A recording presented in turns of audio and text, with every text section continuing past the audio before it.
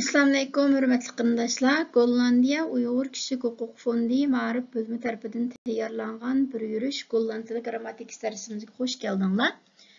Biz bugün öyrənən dərs 20-ci dərs sual almaş fragment fornambord. Yəni biz bir qancha hafta aldıda almaşlarını başlagandıq. Almaşlarning qanday söz türkümü ekanligi buni so'zlab bo'lgan. Agar aramızda dərsga yangidan qatnashayotganlar bo'lsa, o'zingizlar o'qib olsanglar bo'ldi.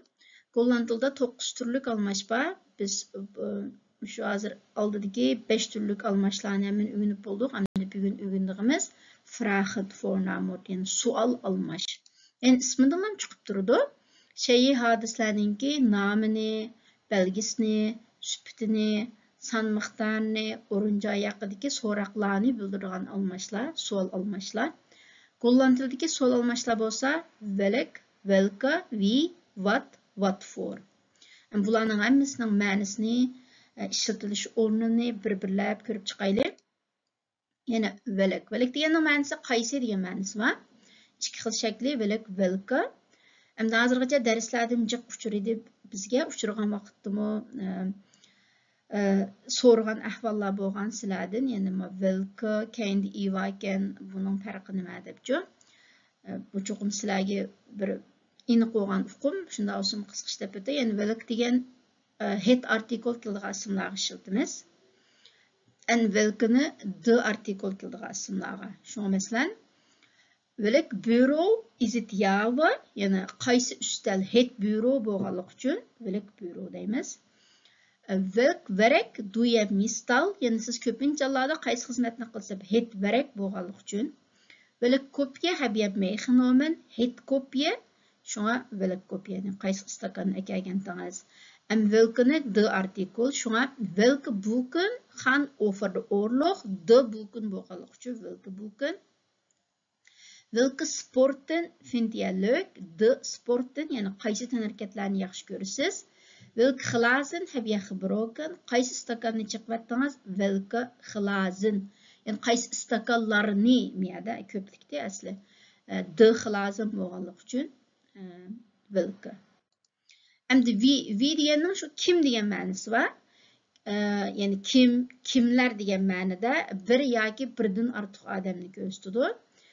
Cümlede odatda ega bo'lib kelganda ko'pincha hollarda birlik shaklda ishlatiladi. Masalan, yani birlik shaklda ishlatiladi degan gap, cümlening egisi birlik bo'lsa, o chaqda uning xabarini mos holda birlik holatda ishlatadi-ku. Dal shuni demakchi. Mesela, wie will vandaag de planten water geven? Yani bugün güllerge kim su koyuşunu halaydı?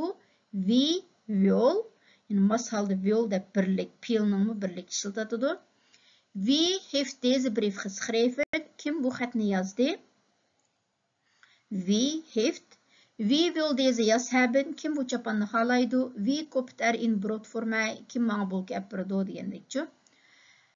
Endi bu agarda cümlenin egisininki ko'plik ekanligi aniq bo'lsa, yani biz shu biz ifodalamoqchi bo'lgan cümlemizdeki egisining ko'plik ekanligini biz aniq bilsak, u vaqtda xabarini ko'plik holatda ishlatsak bo'ladi. Masalan, wie zijn de begeleiders vandaag? Yani bugungi yetakchilar kimlar? Masalan, bir yetekçi badaylı bir grup adamlar. Şu adamların içinde 4-5 yetekçi olsa, biz onun şu grupta 4-5 yetekçi bağlılığını bilsek, iniqlamçı. Bunda ahval aslında masalda xabarini mi köplik alet işlesek buludu. Wie zijn de begeleiders vandaag? Yani bugünkü yetekçiler kimler? Onda halda bizim masalda kimler deb tercüme kılımız. Wie gaan vanmiddag naar het museum? Yani kimler bugün düştüğü muzeyxanaga baradi debçi. Yani şu muzeyxanaga jiqqat adamning bardiganligini biz biladigan bo'lsak, allaburun unda ahvol aslida mas holda wie gaan deb yani ko'plik shaklini ishlasak bo'ldi. Endi keldik what degan shu nima degan ma'noda. Yani baya wie degan kim odamlarga ishlasak, endi whatni nima hayvonlarga yoki bir işlağı işiltimiz. Mesela, what loptar het lijkt wel in kat. Yani, ya da manga nimido müşük okşavatıdo depço. Yani hayvan boğalık için what loptar, yani we loptar demeyimiz. Eğer Adem bolsa o vaqtda we loptar, yani ayet mangan kimdo dep. Çünkü Adem ayet mangan nimido. What have you op the market gekocht? Yani bazardan nima satib oldingiz? What? Bazardan bir narsa şey satib olamiz go. What do you dar? Nima qilyapsiz? What is er gebeurd? Nima ish oldu? What see you black? Ben yazık. Yani bekle tatrango görünüsüz go. Ne ağırıp kaldınız mı? What is your meaning here offer? Bu doğrusu sizin fikriniz nima? What speelt er in your gedachten? Yani ko'nglingizda nimalar bor deb. Yani what muşta hayvanlarga yoki bir ish, bir fikr, bir narsalarga ishlatamiz. Endi yana birisi what for yoki what for in. Yani bunun qandara degan ma'nosi bor.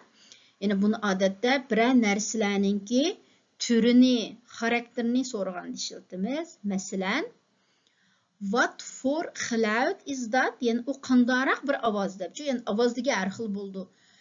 Qo'rqinchli ovoz, chiyqirgan ovoz, qaqaqlab kulgan ovoz degandek. Hamda biz bu yerda o'sha bir ovozninki xarakterini, türünü so'rayapmiz. Yani what for cloud is that? Yani qandaraq bir ovoz. Yoki what for in motor ride? Yani siz qandaraq bir motosiklet haydaysiz deb, yani motorning degan har xil turlari bo'ldi-ku. And in what for in Winkle ben yaxwes? Yani qandaraq do'konga bordingiz? Yani talla bozorg'imi, kiyim-kechak do'konig'imi degandek do'konning turlari har xil jiqku. What for rars have you nu weer geschreven? Yani qanda qalaymaqan bir narsalarni yozib ketdingiz debchi. What for iemand is your man? Yani sizning yo'ldoshingiz qandaraq bir odam, yani o'riqmi, simizmi, igizmi, pakami degandek.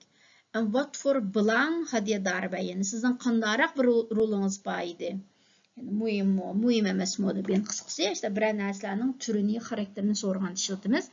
Unda what for bilan what for inning farqi, what for iliqi sanğılı bo'lmaydigan ismlarga. Masalan, xilot, ovoz deganda bir ovoz, ikki ovoz, uch ovoz deb sanğılı bo'lmaydi-ku uni.